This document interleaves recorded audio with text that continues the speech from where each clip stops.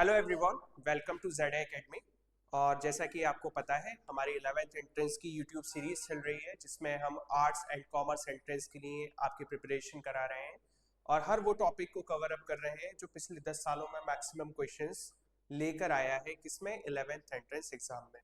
ये हमारी टीम है जो रोजाना आपको एक ना एक लेक्चर लेकर आता है, ठीक है, हर एक इंपॉर्टेंट टॉपिक से जो भी क्वेश्चंस पूछे गए थे। Right now, I am going to teach you nationalism in India, that is part 2. Part 1 मैंने कवर कर दिया है।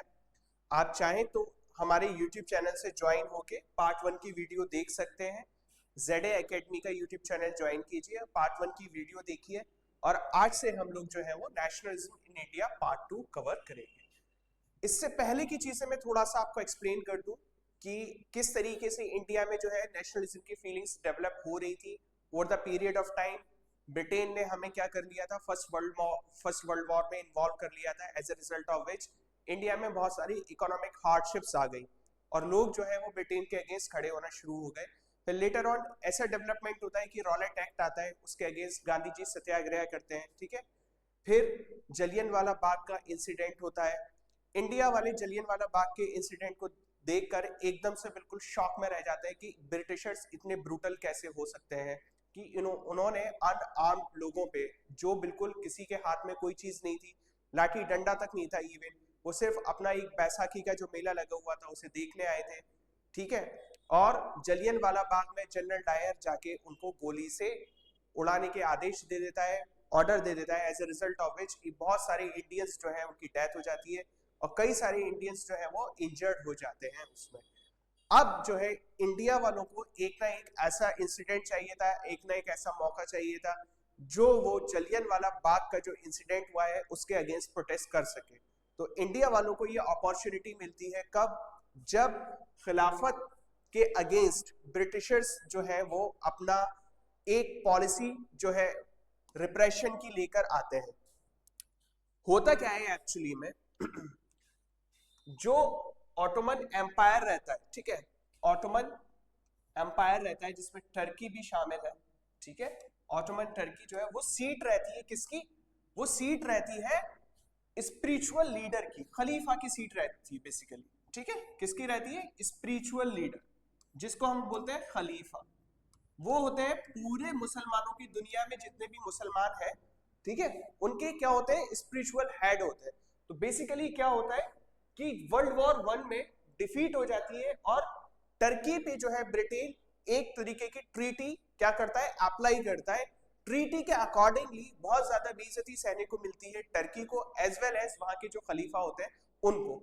ये जो चीज होती है वो दुनिया भर के मुसलमानों में एक तरीके का गुस्सा पैदा कर देती है, डिसेंट पैदा कर देती है।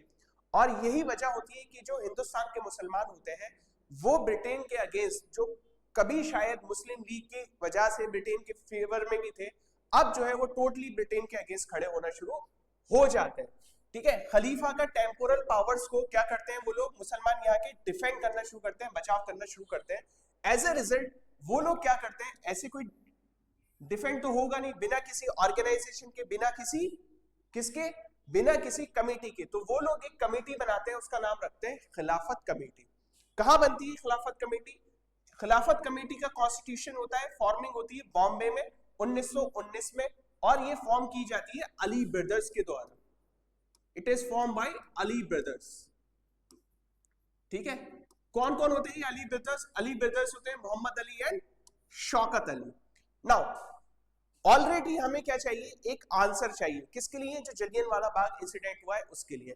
प्लस गांधी जी जो है वो मौके की तलाश कर रहे होते हैं और किसी न किसी तरीके से ये कोशिश कर रहे होते हैं कि जो हिंदू और मुसलमानों में एक तरीके से खाई पैदा हो गई है, दूरियां पैदा हो गई है हिंदुस्तान में, वो किसी तरीके से कम हो जाए। गांधी जी को ये अपॉर्चुनिटी मिलती है जब वो खिलाफत का इशू देखते हैं। वो ये देखते हैं कि मुसलमान तो लड़ ही रहे हैं ब्रिटेन के अगेंस्ट, क्यों ना हम लोग भी उनका साथ दें, हिंदूज भी मुस्लिम का साथ दें इस चीज में, किस चीज में, जो मुसलमानों की लड़ाई है ब्रिटेन के अगेंस्ट। तो गांधी जी जो है वो इस अपॉर्चुनिटी को ग्रैब कर लेते हैं, क्या, मुस्लिम और हिंदू यूनिटी को क्या करने के लिए, बढ़ाने के लिए। उन्होंने कहा कि भाई हमें लड़ाई तो लड़नी है, क्यों ना एक साथ होके लड़े। तो क्या हो जाएगा, हमारा पूरा का पूरा यूनिफिकेशन हो जाएगा हिंदूज और मुस्लिम्स का, और एक तरीके से जब हम एक ताकत हो जाएंगे तो हम पावरफुली ब्रिटेन को क्या कर पाएंगे, रेजिस्ट कर पाएंगे, पावरफुली ब्रिटेन से लड़ पाएंगे। इसी के साथ कैलकाटा सेशन होता है कांग्रेस का, कहां पर होता है, दैट हेड्स इन कैलकाटा, कब होता है, 1920। इसके साथ साथ जितने भी और लीडर्स हैं वो नॉन कॉपरेशन को भी राजी हो जाते हैं कि हम लोग जो है नॉन कॉपरेशन मूवमेंट भी चलाएंगे। किस लिए, एक तो खिलाफत के जो इशू है उसको भी उठाएंगे, प्लस अपना जो इशू है वो भी उठाएंगे जो फ्रीडम का इशू है। तो दोनों इश्यूज को हम मिला के क्या करेंगे, ब्रिटेन के अगेंस्ट लड़ाई लड़ेंगे, Khilafat as well as non cooperation. Non cooperation का इश्यू शुरू होता है। क्या होता है basically non cooperation? Non cooperation का मतलब यह है कि आपको ब्रिटेन के साथ कॉपरेट नहीं करना है। क्या नहीं करना है, ब्रिटेन के साथ कॉर्पोरेशन नहीं दिखानी है, उनके साथ जो भी वो बात कहेंगे उसको नकार देना है, इग्नोर कर देना है, ठीक है। This is the kind of non cooperation that Gandhi ji demanded. Violent किसी को नहीं होना है, ये नहीं कि लड़ाई लड़ना उनसे शुरू कर दे, ठीक है। तो नॉन कॉपरेशन शुरू होता है। टाउन्स में किस तरीके से फैलता है, देखो टाउन्स में, कंट्री में क्या होता है, जितने भी स्टूडेंट्स पढ़ रहे होते हैं, ठीक है, वो क्या करते हैं, गवर्नमेंट के जो स्कूल्स एंड कॉलेजेस होते हैं वहां उनको छोड़ दिया जाता है, ठीक है। जितने भी हेडमास्टर्स होते हैं, टीचर्स होते हैं, सब रिजाइन कर देते हैं। जितने भी लॉयर्स हैं जो ब्रिटेन की बनाई हुई कोर्ट्स में प्रैक्टिस करते हैं, ठीक है, लॉयर्स मतलब वकील, जितने भी लॉयर्स ब्रिटेन की बनाई हुई कोर्ट में प्रैक्टिस कर रहे होते हैं वो क्या करते हैं, अपनी लीगल प्रैक्टिसेस से रिजाइन कर देते हैं, ठीक है, लीगल प्रैक्टिसेस छोड़ देते हैं, ठीक है, लेफ्ट जॉब प्रोफेशंस, सारी चीजें ये लोग छोड़ देते हैं, जो भी इनको प्रोफेशंस हैं, जॉब्स हैं, सब छोड़ देते हैं वो लोग, ठीक है। नाउ जो भी इलेक्शंस होने वाले होते हैं उनको बॉयकॉट कर दिया जाता है। वो ये कह देते हैं कि ब्रिटेन के लोग ही तो इलेक्शन करा रहे हैं, तो हम लोग इनको बॉयकॉट करेंगे, हम लोग इनके इलेक्शंस में भी पार्टिसिपेट नहीं करेंगे, कराने दो उनको इलेक्शंस। सिर्फ एक पार्टी ऐसी होती है, जस्टिस पार्टी। कहां होती है, मद्रास में होती है। जस्टिस पार्टी होती है और नॉन ब्राह्मण की पार्टी होती है। किसकी होती है, नॉन ब्राह्मण्स की पार्टी होती है मद्रास में। वो ये कहते हैं कि नहीं, काउंसिल के इलेक्शन में पार्टिसिपेट करना जरूरी है, क्योंकि जब हम काउंसिल में होंगे तभी तो ब्रिटेन के जो लॉज बनने वाले हैं उनको हम लोग अपोज कर पाएंगे। अगर हम लोग काउंसिल में ही नहीं होंगे तो वो तो ब्रिटेन वाले लॉज पास करते चले जाएंगे, वहां पे कोई भी अपोज करने वाला उनको नहीं होगा। तो वो अपना क्या देते हैं, रीजन देते हैं कि हमें क्यों है जरूरी क्या करना, पार्टिसिपेट करना काउंसिल के इलेक्शन, ठीक है। अब देखो, जब आप किसी से नॉन कोऑपरेशन करोगे, ठीक है, कोऑपरेट नहीं करोगे, उस पर क्या क्या फर्क पड़ेगा, ठीक है। कैसे हो रहा है नॉन कोऑपरेशन, पहले ये देखो, जितनी भी फॉरेन क्लॉथ्स है, जितने भी फॉरेन गुड्स हैं इंक्लूडिंग क्लॉथ्स, उनको सबको बॉयकॉट कर दिया आपने। आप शिफ्ट हो गए इंडिजीनियस चीजों पे, जो आपकी देसी चीजें हैं उन पे आप शिफ्ट हो गए कि हमारी कंट्री में जो चीज बनेगी सिर्फ हम वही इस्तेमाल करेंगे, हम कोई भी ऐसी चीज इस्तेमाल नहीं करेंगे जो कहाँ की हो, बाहर की हो, जो स्पेशली ब्रिटेन की हो, यूरोप की हो, वो चीज हम यूज नहीं करेंगे। हम सब वो चीजें यूज करेंगे जो हमारी कंट्री में बन रही है, ठीक है। तो बॉयकॉट करना शुरू किया। जितनी भी शराब की दुकानें थी उनकी लूटपाट उन्होंने शुरू की। जितने भी बाहरी कपड़े थे उनको जलाया गया, सड़कों पे रख रख के बहुत सारे, ठीक है, कपड़ों को जलाते थे एक साथ। वो एक क्या था, दैट वाज अ सिंबल कि हम लोग जो है तुम्हारा बॉयकॉट करेंगे, हम लोग जो है इंग्लैंड की किसी भी चीज को इस्तेमाल नहीं करने वाले। दिस वाज अ सिंबल कि हम आगे जो भी चीजें होंगी वो इस्तेमाल नहीं करेंगे। इसकी वजह से क्या होगा, ब्रिटेन को अपनी चीजें वापस ले जानी पड़ेंगी, ठीक है। तो इसलिए क्या होता है, इंपोर्ट। इंपोर्ट का मतलब होता है कि हम कोई चीज क्या कर रहे हैं अपनी कंट्री में, क्या कर रहे हैं, बाहर से मंगा रहे हैं, कोई बाहर से चीज मंगाई जा रही है, किसमें, कंट्री में, दैट इज इंपोर्ट। और एक्सपोर्ट क्या होता है, कोई चीज कंट्री से बाहर भेजी जा रही है, दैट इज इंपोर्ट और एक्सपोर्ट, ठीक है। तो ये क्या हुआ, देखो 1921 के बीच और 1922 के बीच इंपोर्ट जो है वो कितना घटता है, 102 करोड़ से 57 करोड़ पे आ जाता है, ऑलमोस्ट हाफ हो जाता है, ठीक है। 102 करोड़ रुपए की चीजें जो है वो क्या की जा रही होती है, पहले इंपोर्ट की जा रही होती है, वो जस्ट हाफ हो जाती है और आ जाती है 57 करोड़ पे, ठीक है। अब बहुत सी जगहों पे ऐसा होता है कि जो दुकानदार होते हैं वही मना कर देते हैं कि हम लोग जो है वो क्या नहीं करेंगे, फॉरेन क्लॉथ्स में ट्रेड नहीं करेंगे, we are not going to trade in foreign goods, foreign clothes, या फिर कोई भी फॉरेन ट्रेड को हम फाइनेंस नहीं करें।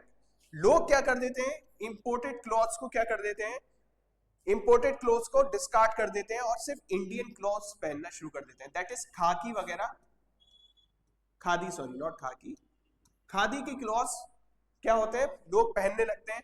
और इसी के साथ इंडियन टेक्सटाइल्स जो है वो क्या होने लगते हैं, उनकी टेक्सटाइल मिल्स जो है, इंडिया के जो टेक्सटाइल मिल्स होते हैं उनका प्रोडक्शन बढ़ने लगता है। ऑब्वियसली आप जो है वो बाहर के कपड़े नहीं पहनोगे, तो किसके कपड़े पहनोगे, जो देश में बन रहे हैं वो कपड़े पहनोगे।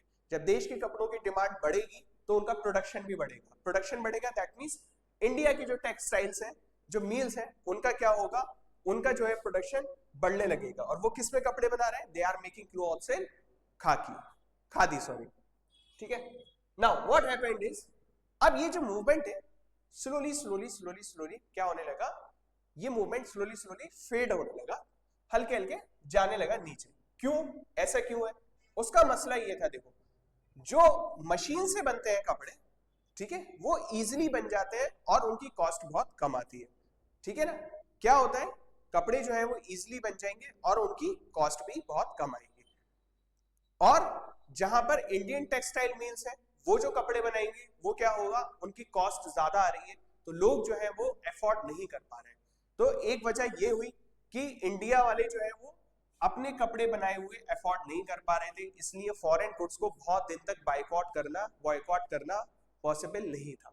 दूसरी चीज ये थी कि जो इंस्टीट्यूशंस थे, ठीक है, जो इंडियन इंस्टीट्यूशंस थे वो क्या थे, इंडियन इंस्टीट्यूशंस बहुत स्लोली डेवलप हो रहे थे in comparison to the institutions जो फॉरेन इंस्टीट्यूशंस थे। तो इंडिया वालों को ये लगा कि हम इंस्टीट्यूशंस बहुत दिन तक नहीं छोड़ सकते, जिन्होंने छोड़े थे उन्होंने फिर से ज्वाइन कर लिए वो इंस्टीट्यूशंस, ठीक है। तो ये सारी चीजें क्या हुई, they started going back to work in government schools, courts, सब जगहों पे जिन्होंने जो अपनी जॉब छोड़ी थी वो फिर से क्या होने लगे, वो रीस्टोर करने लगे, ठीक है।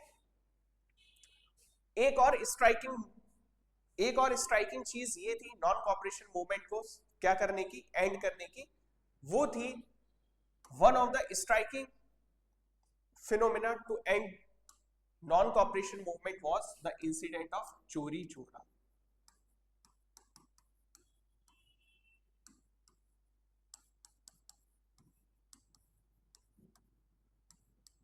ये होता है चोरी चोरा इंसिडेंट फरवरी 1922 को। बेसिकली होता क्या है, देखो जब लोग क्या कर रहे हैं, बॉयकॉट कर रहे हैं, बॉन फायर कर रहे हैं, है ना, फॉरेन गुड्स को सड़कों पे रख के जला रहे हैं, तो एक लिकर शॉप्स को पिकेट कर रहे हैं, लूटपाट मचा रहे हैं ना, तो एक जगह क्या होता है, भीड़ वायलेंट हो जाती है, भीड़ क्या हो जाती है, एकदम गुस्सा भीड़ जो है वो लड़ाई दंगे करने पर उतर आती है। उस भीड़ को कंट्रोल करने के लिए पुलिस वाले जो है वो क्या करते हैं, फायरिंग कर देते हैं। तो उनसे, पुलिस वालों से उन लोगों का झगड़ा हो जाता है भीड़ का। वो लोग क्या करते हैं, उस पुलिस वालों को दौड़ाते हुए लाते हैं और पुलिस वाले अपनी जान बचाने के लिए एक पुलिस स्टेशन में बंद हो जाते हैं। किस पुलिस स्टेशन में बंद होते हैं, पुलिस स्टेशन चोरी चोरा है उसका नाम, जिस पुलिस स्टेशन की प्रोटेक्शन जो है वो पुलिस लेती है, और ये प्लेस का है चोरी चोरा, गोरखपुर में। उसमें पुलिस वाले बंद कर लेते हैं खुद को ताकि वो भीड़ से बच जाए, बट भीड़ में इतना ज्यादा गुस्सा होता है कि वो लोग क्या करते हैं, वो पूरे के पूरे पुलिस स्टेशन को ही आग लगा देते हैं। As a result of which वहां पे बहुत सारे पुलिस वाले जो है वो जलकर मर जाते हैं। यही वजह होती है कि गांधी जी को ये लगता है कि अगर इस तरीके से आजादी ली जाएगी तो वो आजादी बहुत दिन तक नहीं चलेगी, वो आजादी हमसे कोई ना कोई फिर से अपने डंडे के बल पे, अपने फोर्स के बल पे हमसे छीन लेगा। As a result of which Gandhi ji क्या कर देते हैं, नॉन कॉपरेशन मूवमेंट को कॉल ऑफ कर देते हैं, ठीक है। इस इंसिडेंट के बाद क्या होता है, नॉन कॉपरेशन कॉल्ड ऑफ हो जाता है, ठीक है, बंद हो जाता है कि अब कोई नॉन कॉपरेशन मूवमेंट का नाम नहीं लेगा, कोई नॉन कॉपरेशन नहीं चलेगा। जब मैंने ये कहा था, गांधी जी का कहना था कि नॉन वायलेंट रहना है, अहिंसक रहना है, लड़ाई नहीं लड़नी है, तब ये हिंसा क्यों, ठीक है, तो वो मूवमेंट को मना कर देते हैं। चलिए अब हम लोग देखते हैं कि किस किस तरीके से चला है ये मूवमेंट, किन किन लोगों ने इसमें पार्टिसिपेट किया है, ठीक है।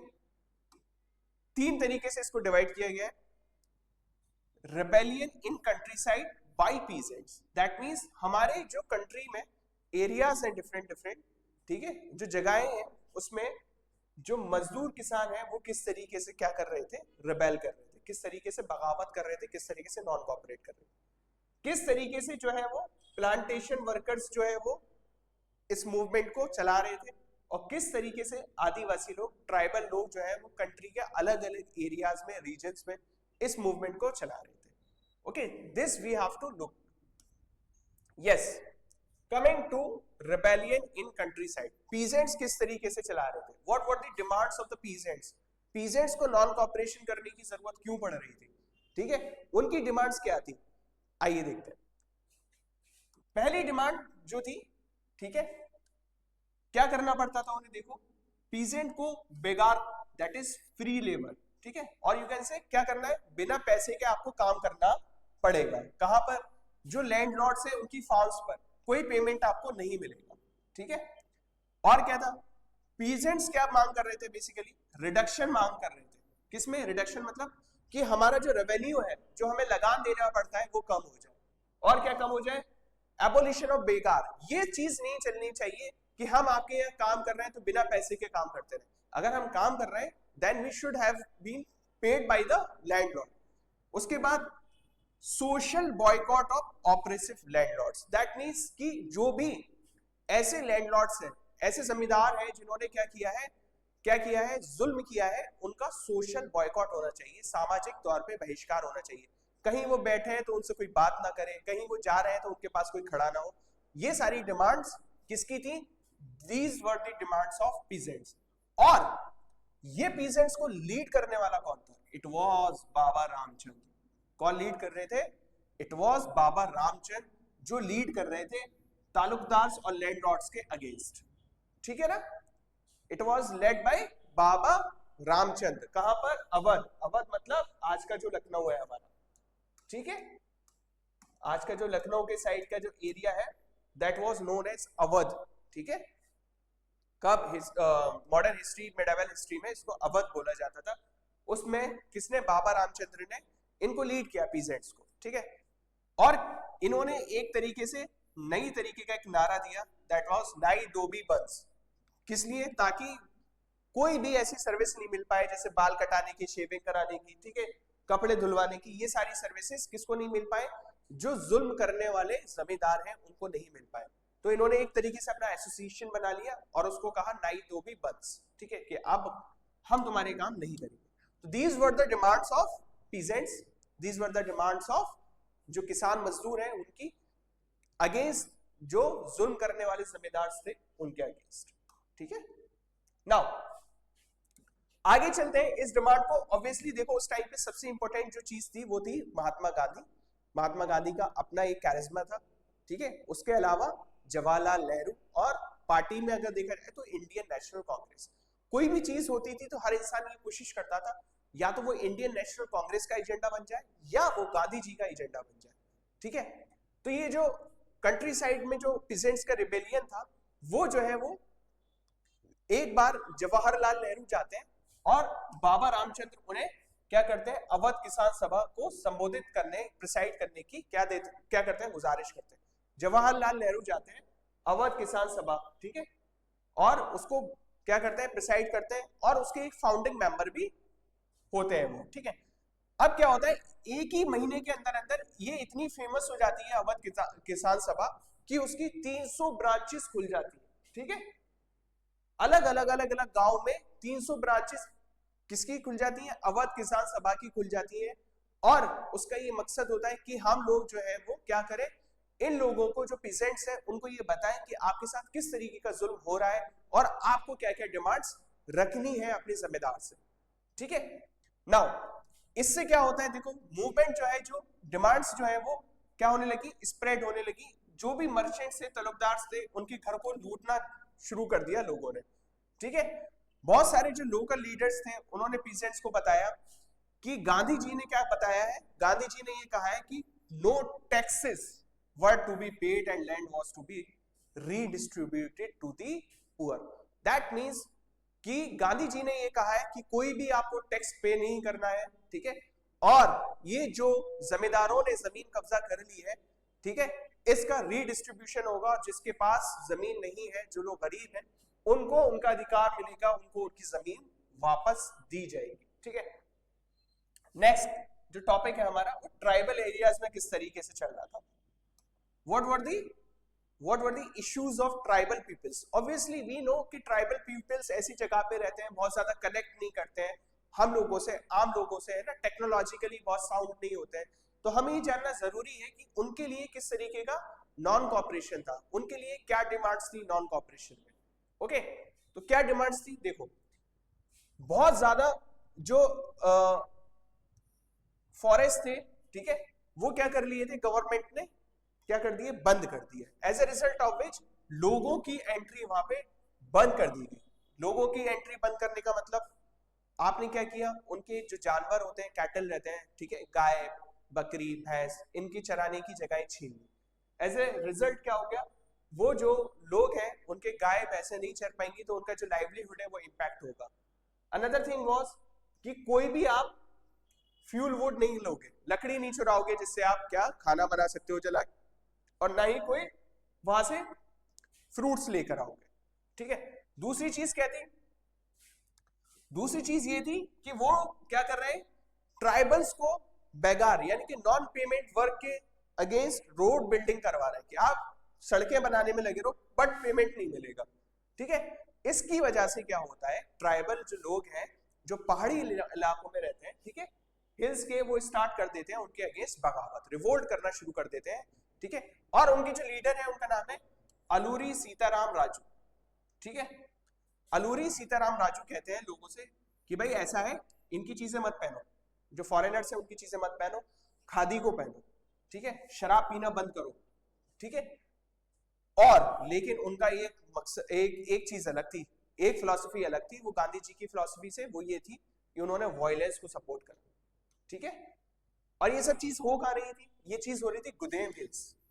ठीक है, गुदेम हिल्स में हो रही थी, और जब वायलेंस को सपोर्ट इन्होंने कर दिया तो पुलिस स्टेशंस को अटैक किया गया, ब्रिटिश ऑफिशियल्स को क्या है, मारने की कोशिश की गई, और गुरेला वॉरफेयर इन्होंने अपनाया। गुरेला वॉरफेयर क्या होता है, गुरेला वॉरफेयर का मतलब ये होता है कि आप पहाड़ों के पीछे छिप जाएंगे, कोई आएगा उस पर अटैक कर देंगे, आमने सामने लड़ाई नहीं लड़ेंगे, छुपेंगे, पहाड़ों के पीछे छुप जाएंगे, और जब इंसान कोई बहुत अंदर पेनिट्रेट कर जाएगा, बहुत अंदर तक आ जाएगा, तो आप एकदम से पीछे से आके उस पर अटैक कर दोगे, दैट इज गुरेला वॉरफेयर। ये सारी टेक्निक्स जो है अलूरी सीताराम राजू ने अपनाई। ठीक है, बट लास्ट में क्या होता है, इनको क्या कर दिया जाता है, पकड़ के मार दिया जाता है 1924 में, और वो सिर्फ कहानियों में अब हीरो बन के रहते हैं। ठीक है, ट्राइबल पीपल्स की कहानियों में हीरो बन के रहते हैं। तो क्या क्या चीजें थी अलूरी सीताराम राजू की। ठीक है, उन्होंने पहली चीज ये कही कि मेरे पास बहुत ज्यादा स्पेशल पावर्स है। ठीक है, दूसरा कहा लोगों ने इनको गॉड मान लिया। ठीक है, क्या है कि अवतार है, भगवान का क्या है, अवतार है। उन्होंने ये कहा कि भाई आप खादी पहनो और शराब नहीं पियो। These were the demands of Alluri Sitaram Raju. ठीक है, नाउ प्लांटेशन वर्कर्स, ठीक है, जो लोग खेती बाड़ी करते हैं उनकी क्या थी, जो लोग प्लांटेशन कर रहे थे उनकी डिमांड्स क्या थी। ठीक है, देखो एक एक्ट था जिसका नाम है इनलैंड इमिग्रेशन एक्ट। क्या नाम है, इनलैंड इमिग्रेशन एक्ट 1859। इस एक्ट के अकॉर्डिंग क्या था, देखो मसला ये है कि अगर आप कहीं काम कर रहे हैं, है ना, तो आप क्या करते हो भाई, आपकी 9 to 5 ड्यूटी है, 5 बजे सुबह 9 बजे आओगे, सुबह शाम को 5 बजे चले जाओगे। But as per the inland immigration act आपको क्या करना पड़ता था, आपको वहीं पे रहना है जब तक पूरी की पूरी प्लांटेशन कंप्लीट ना हो जाए। दैट मींस आपको क्या कर लिया गया, वहां पे बांध लिया गया।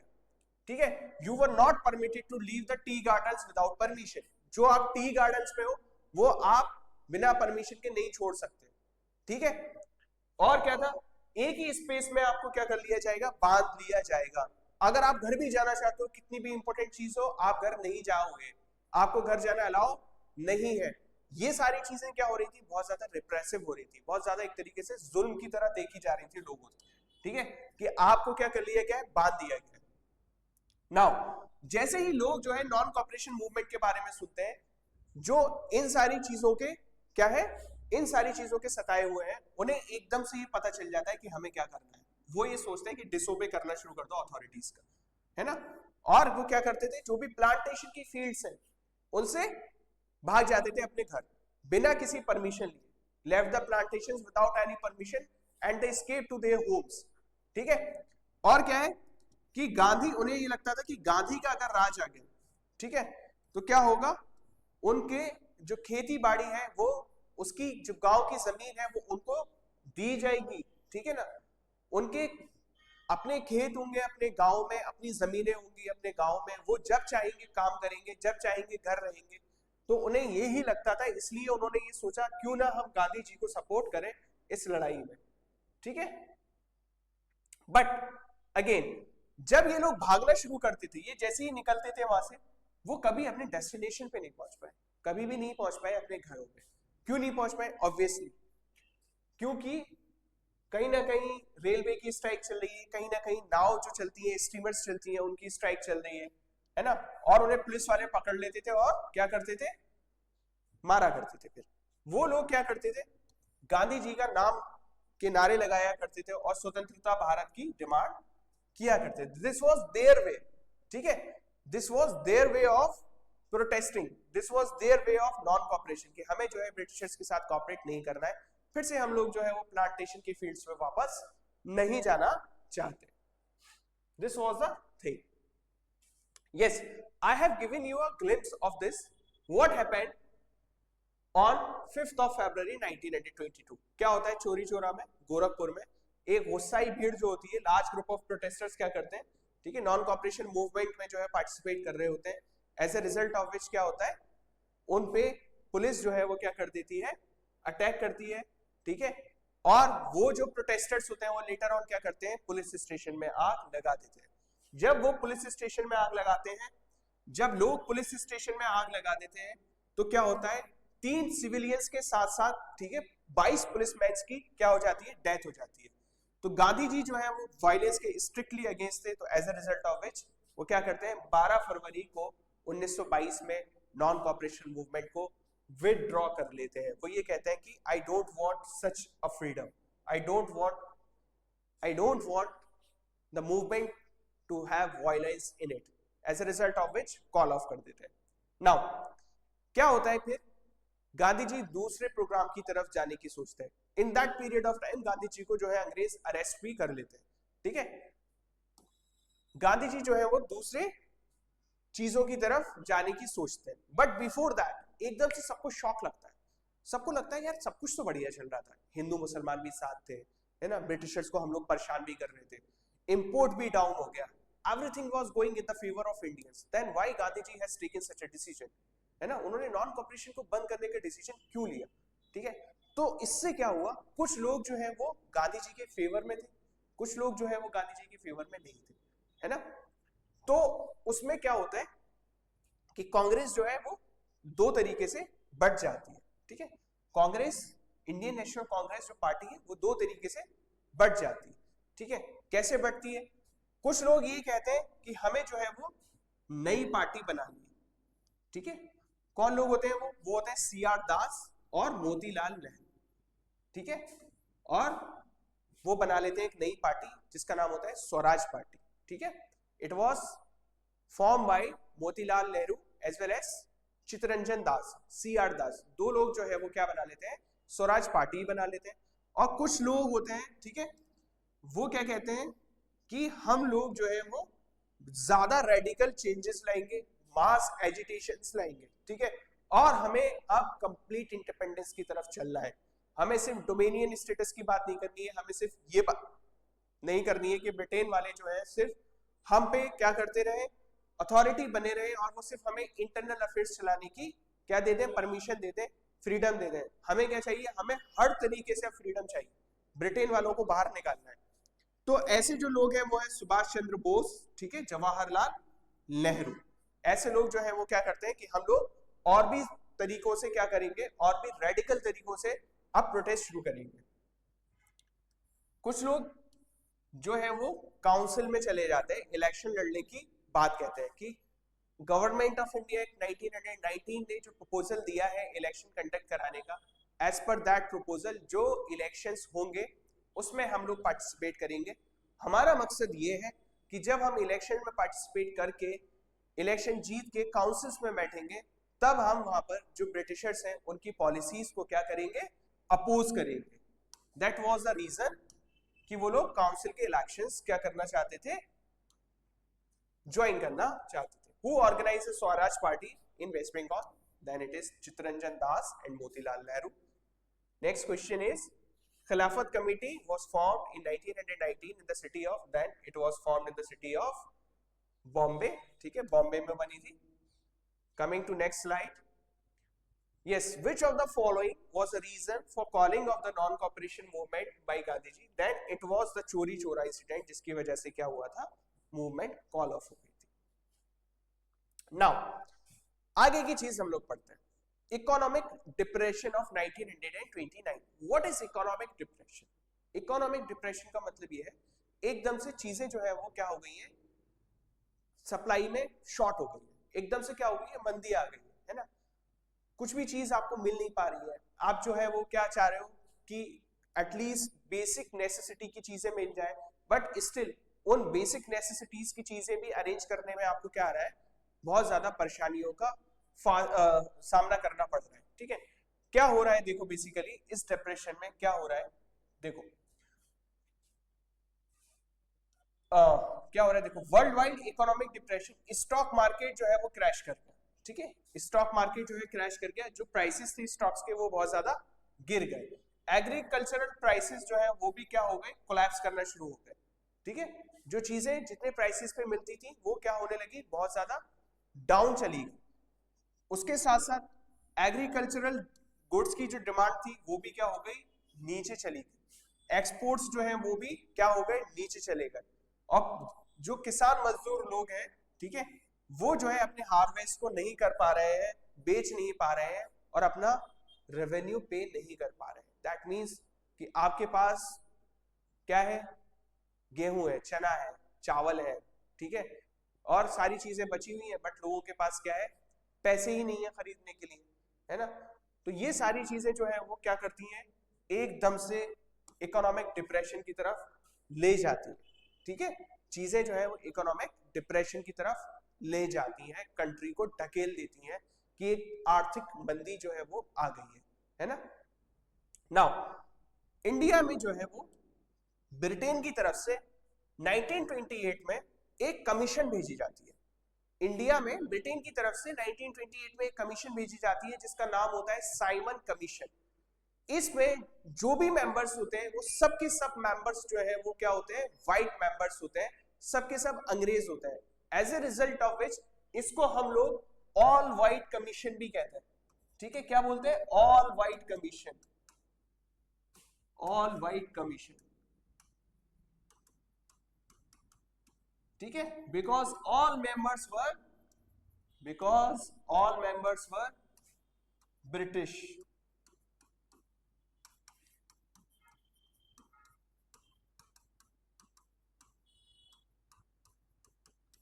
ठीक है, नाउ इसका जो काम होता है बेसिकली, इसका जो मेन मुद्दा है वो ये था कि इंडिया को किस तरीके का कॉन्स्टिट्यूशन चाहिए, इंडिया को किस तरीके का संविधान चाहिए, उस पर हम लोग काम करने आए। इंडिया का संविधान पे काम करने आए हैं और किसी भी इंडियन को उन्होंने नहीं लिया है।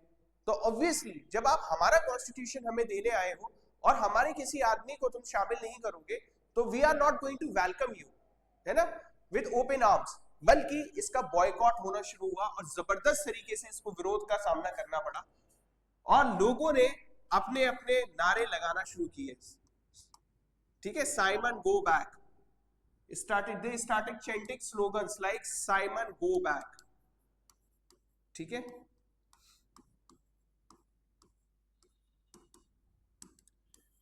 ठीक है, इसके जो कमिश्नर थे, इसके चेयरमैन जो थे कमीशन के, उनका नाम था सर जॉन साइमन। ठीक है, उनकी जो चेयरमैनशिप थी, उनकी जो हेड जो थे, इस वजह से इसका नाम रखा गया था Simon commission. Now coming to next slide. ठीक है, dominion status and demand for Purna Swaraj. Basically देखो, डोमिनियन स्टेटस का मतलब ये होता है कि जैसे मोस्ट ऑफ द टाइम क्या होता है, हम अपने जो मामलात होते हैं, ठीक है, हमारे जो भी मैटर्स हैं उसमें तो हम लोग फ्रीडम इख्तियार करते हैं, ठीक है, we are free to take any decision in our matters.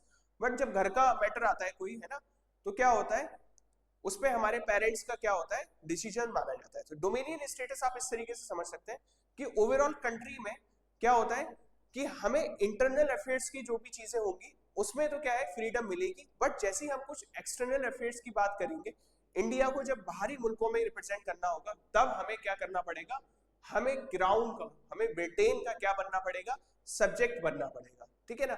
यानी इंटरनल अफेयर्स का फ्रीडम हो जाएगा, बट एक्सटर्नल अफेयर्स में अभी भी हम ब्रिटेन के सब्जेक्ट बन के रहेंगे। दैट वाज डोमिनियन स्टेटस, ठीक है, कि आपको पूरी तरीके से फ्रीडम नहीं मिलेगी, you will be a free state but under the control of Britain. इसको जो है वो बार बार जो है वो कांग्रेस डिमांड कर रही थी, कांग्रेस डिमांड करती जा रही थी कि भाई किस किस तरीके से हम लोग जो है वो चीजें बताएं। ये सारी चीजें डिमांड होती है, लॉर्ड इरविन जो है उस टाइम पे वॉइस रॉय बने हुए होते हैं, उनसे ये डिमांड की जाती है, ठीक है, कि हमें क्या दे दो, डोमिनियन स्टेटस दे दो, डोमिनियन स्टेटस दे दो। बट ये जो है क्या है, मान ही नहीं रहे होते हैं डोमिनियन स्टेटस देने को, बार बार तारीख पे तारीख दिए जा रहे होते हैं कि अभी दे देंगे, है ना, थोड़े दिन बाद मिल जाएगा आपको डोमिनियन स्टेटस, वर्ल्ड वॉर 1 के बाद मिल जाएगा, इस वाले सेशन के बाद मिल जाएगा, इस वाली तारीख के बाद मिल जाएगा, but they were not giving it any surety regarding dominion status की कब मिलेगा इंडिया को, ठीक है। तो अब क्या हो जाता है, हमारा फ्यूचर जो है बहुत ज्यादा क्या हो जाता है, एकदम से डार्क में चला जाता है कि बेसिकली हम लोग क्या कर रहे हैं, क्यों नहीं ले पा रहे हैं हम लोग डोमिनियन स्टेटस, ठीक है। इसके लिए राउंड टेबल कॉन्फ्रेंसेस भी होती है, टोटल 3 राउंड टेबल कॉन्फ्रेंसेस हुई है, ठीक है, बट उसमें भी जो है वो कोई भी कॉन्क्रीट आंसर हमको नहीं मिल पाता है, ठीक है, कि हमें इंडिया को कब डोमिनियन स्टेटस मिलेगा, ठीक है। अब ये सारी चीजों से जो है वो परेशान हो जाते हैं young leaders like Jawaharlal Nehru, Subhash Chandra Bose. वो लोग क्या होते हैं कि इस सारी चीजों से परेशान होने के बाद क्या कहने लगते हैं कि नहीं, अब डोमिनियन स्टेटस नहीं चाहिए, ठीक है, आधी अधूरी आजादी नहीं चाहिए। What we want is we want पूर्ण Swaraj, that is complete independence। हमें चाहिए पूरी आजादी, ठीक है, हमें इंटरनल अफेयर्स में भी आजादी चाहिए, हमें एक्सटर्नल अफेयर्स में भी आजादी चाहिए। ये नहीं कि एक्सटर्नल अफेयर्स हमारे ब्रिटेन गाइड करेगा, नो, ठीक है। तो क्या होता है, जवाहरलाल नेहरू की प्रेसिडेंसी में एक सेशन रखा जाता है कांग्रेस का, दैट इज लाहौर सेशन, ठीक है, लाहौर सेशन ऑफ कांग्रेस कब होता है, 1929, लाहौर सेशन ऑफ कांग्रेस इन 1929। जवाहरलाल नेहरू इसके प्रेसिडेंट बनते हैं। कौन बनता है प्रेसिडेंट, जवाहरलाल नेहरू।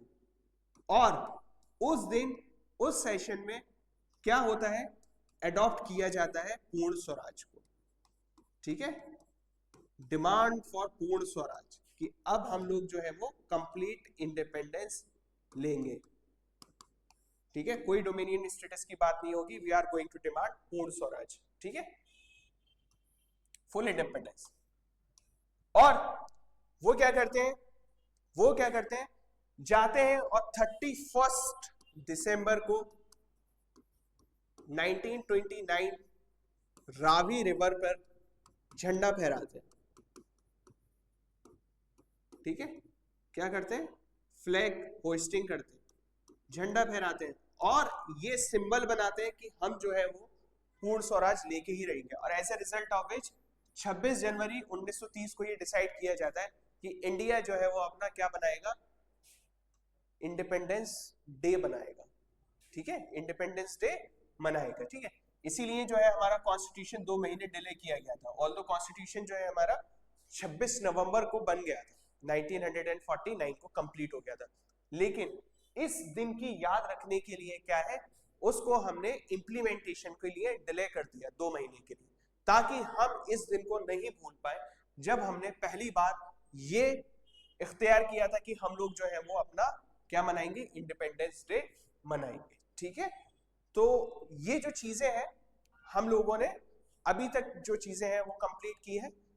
अब आता है हमारा नेक्स्ट जो है वो क्या आता है, salt march and the civil disobedience movement. Basically देखो होता क्या है, बहुत सारे टैक्सेस लगाए जाते हैं इंडिया में, है ना।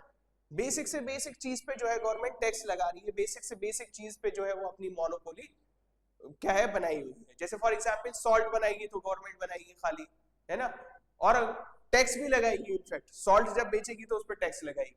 तो गांधी जी जो है वो क्या करते हैं, गांधी जी कहते हैं कि अगर मेरी डिमांड्स पूरी नहीं की गई, ठीक है, इन टोटल वो 11 डिमांड्स लिख के भेजते हैं, और वो 11 की 11 डिमांड्स जो है वो हर किसी से रिलेटेड है, जनरल इंटरेस्ट, ठीक है।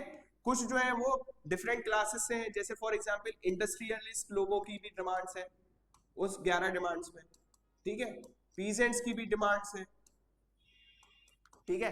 तो गांधी जी जो है वो क्या है, ये डिमांड्स भेजते हैं, और सबसे जो आउटस्टैंडिंग डिमांड होती है वो होती है कि मैं जो हूं, अगर तुम मेरी बात नहीं मानोगे तो मैं क्या करूंगा, मैं एक मार्च निकालूंगा, मैं एक सिविल डिसोबीडियंस शुरू करूंगा, ठीक है।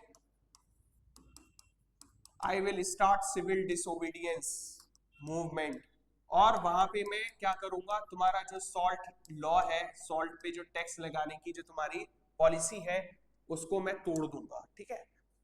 This was the demand of Gandhi ji, okay, जो उन्होंने इरविन को क्या किया, लेटर लिख के भेजी। Now what is the reason कि गांधी जी ने सिर्फ सॉल्ट ही क्यों चूज किया, चाहते तो वो कोई और भी जो लॉज है उनको तोड़ सकते थे। गांधी जी ने सिर्फ और सिर्फ ये ध्यान क्यों दिया कि मैं जो हूं नमक का जो लॉ है, ठीक है, नमक पे जो टैक्स लगता है उसको तोड़ूंगा, ठीक है। इसका वेरी ऑब्वियस आंसर है, नमक जो है वो हर इंसान को टच करता है। टच करने का मतलब ये कि आम से आम, गरीब से गरीब इंसान वो भी खाने में नमक डालेगा, और अमीर से अमीर आदमी भी खाने में नमक डालेगा, ठीक है। चाहे वो अंग्रेज हो, चाहे वो इंडियंस हो, चाहे वो अमीर हो, चाहे वो गरीब हो, सोसाइटी का हर एक जो क्या है वर्ग है, सोसाइटी का हर एक जो है सेक्शन जो है वो क्या करेगा, सॉल्ट से महरूम नहीं है, ठीक है। दैट मीन्स सॉल्ट अगर मैं चूज करूंगा तो इट इज द सिंबल कि मैं पूरे कंट्री को यूनाइट कर सकता हूं, पूरे नेशन को यूनाइट कर सकता हूं। It is consumed by rich as well as poor, ठीक है। और क्या है, फूड का मोस्ट एसेंशियल आइटम है, ठीक है। गवर्नमेंट की मोनोपोली चल रही थी इस पे, ठीक है। अरे जाहिर सी बात है, कोई ऐसी चीज है जो सब लोग यूज कर रहे हैं, उस पर आप मोनोपोली कैसे चला सकते हो, उस पर टैक्स कैसे लगा सकते हो। तो गांधी जी ने कहा सबसे अच्छी चीज यही है कि मैं इसको तोड़ूं, ठीक है। आगे जो है हम लोग पूरा स्टडी करेंगे कि किस तरीके से गांधी जी ने जो है वो लेड किया अपने मूवमेंट को, सिविल डिसोबीडियंस मूवमेंट को, किस तरीके से उन्होंने अपना मूवमेंट साबरमती आश्रम से शुरू करके दांडी पे खत्म किया, और वहां पे उन्होंने सॉल्ट बना के माइटी ब्रिटिशर्स को ये दिखा दिया कि आपका पावर जो है वो मेरे आगे क्या है, छोटा है। मेरी जो पावर है किसकी, नॉन वायलेंस की, वो आपकी पावर से बड़ी है। आपको कोई हक नहीं है कि आप गरीबों पे टैक्स लगाएं, उनके सॉल्ट पे टैक्स लगाएं, उनके फूड आइटम्स पे टैक्स लगाएं, ठीक है। और वहां से जो है वो शुरुआत होती है सिविल डिसओबीडियंस मूवमेंट की।